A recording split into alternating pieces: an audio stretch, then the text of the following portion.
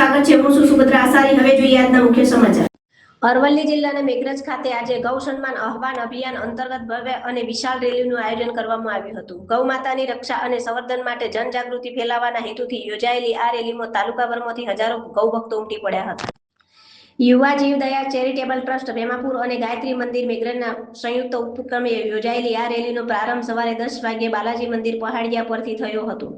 જય શ્રી રામ જય ગૌ માતાના ગુંજતા નાદ સાથે ગૌ માતાના બેનરો, ધ્વજ અને સૂત્રોચ્ચારોથી સાથે રેલી શહેરના મુખ્ય માર્ગો પર ફરી હતી।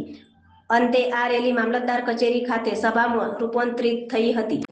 આયોજકો દ્વારા જણાવ્યું હતું કે ગૌ માતા આપણી આસ્થા છે, ગૌ સેવા એ જ મહાસેવા છે અને ગૌ રક્ષણ આપણી ફરજ છે। રેલી દરમિયાન વહીવટીતંત્ર સમક્ષ ગૌચરની જમીન મુક્ત કરાવવા, કતલખાને જતા પશુઓને રોકવા તથા ગૌશાળાઓને વધુ સુવિધાઓ આપવા જેવી મહત્વપૂર્ણ માગણીઓ રજૂ કરવામાં આવી।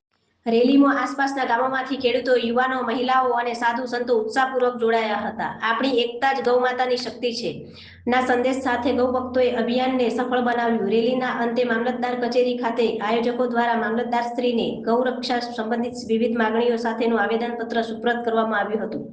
રિપોર્ટર જયેશ પટેલ, માલપુર।